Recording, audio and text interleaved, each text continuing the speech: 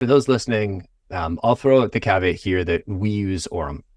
This is not an Orum ad. We moved to Orum a couple of months ago. Team loves it. We'll probably talk a little bit about how we're using it at the end. But I just want to call out, this is not a paid spot. They didn't ask to be on here. Yeah, we just use the tool. We like the tool, similar to our friends at Clay. Like it, thought we'd bring them on. If you're wondering, what are you going to get out of this episode? We're going to talk about building a cold call script, objection handling, how to organize your day, and then a little bit of the attitude. And some of the interesting context here, Drew's not only been an SDR at Orum, he's over at Seamless before this, and he used to host Orum Call Labs, which, I don't know, why don't you tell us a little bit about what that was with Orum? Yeah, so the whole point of Orum Call Labs was, well, first recognizing that because everyone cold calls at Orum, recognizing that there's a bunch of AEs who have been doing this for a long time and are very good at cold calling. So how do we get their information expertise to some of the newer SDRs?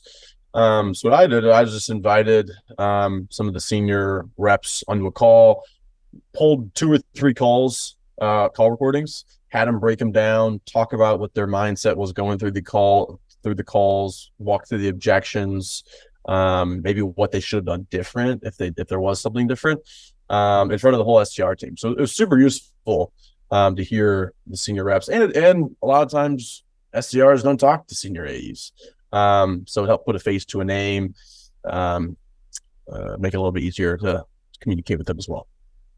Love that information share between SDR and AE is always really hard. There's no, I mean, as an AE, you have a vested interest in supporting the SDR that works for you, because it's going to be hopefully higher quality meetings. But you're not quite in a leadership position. You're in a leadership but not a management position, I guess is the way to say it. And to do these like extracurricular, non-commissionable activities, it's a tough trade-off of like, I'm literally getting paid to turn, meetings into dollars, and then to take some of that altruistically and support the SDRs.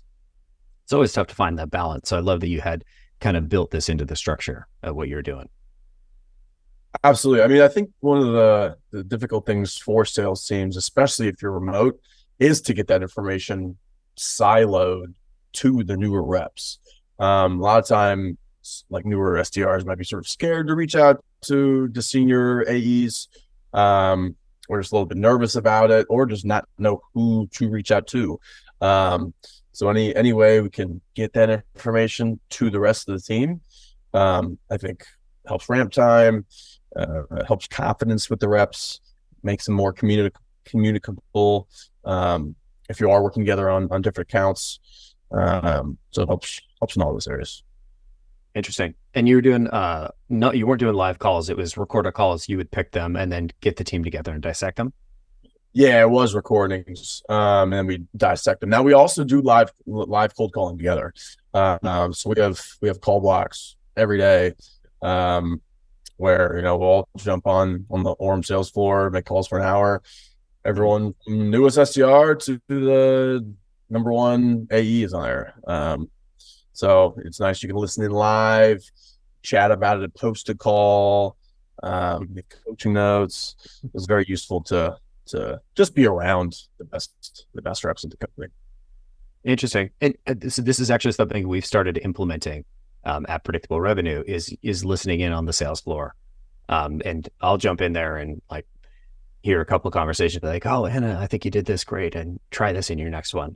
I'm curious if you've got any advice because it can be a bit daunting when the CEO jumps in or when a senior AE jumps in. What have you seen work really well or not work so well for giving feedback in like a live sales floor or even in a call review scenario? So if you're giving feedback, I always think it's good to lead with a compliment, sort of maybe disarm the rep because they're going to be sort of nervous, anyways. So if you lead with a confident, even as simple as like a, hey, good job, even if they didn't book it, I think is good. And then probably just like give one thing, maybe 2, but don't go overboard with 5 things. Focus on one small thing that can improve. And then the next time, focus on another small thing, opposed to overwhelming them with 5 or 6 things to improve upon. So they just focus on that one thing. Yeah. I love that. That idea, I've heard that idea so many times and it didn't click until I saw it was some like probably meme video or like a, one of those horizontal or vertical videos, I don't know, Sure. TikTok style or something. It was like a guy giving his student like golf tips, and he's like, okay, lower your head, elbows out, bend your knees a bit more, okay, keep your wrist straight. Give him like 5 pieces of instruction. You're like, oh yeah, this person's never going to be able to hit that swing. I'm a terrible golfer in the first place, so it was all lost on me anyway. But then he's like, okay, that's the wrong way to do it. Now this is the right way. Okay, just do this one thing. You hit 100 balls. Okay, now next time we're going to focus on the next thing. And that was when it really like clicked to me. Is like, oh yeah, I do this all the time. I'm like, hey, you did this and this wrong. They're like, it's good to know, but like, it's hard to absorb that, think about it, and like action on all three of those things.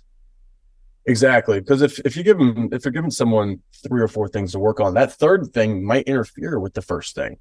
So if you're trying to focus on multiple things, they're gonna cross wires and probably not gonna improve on any of the feedback.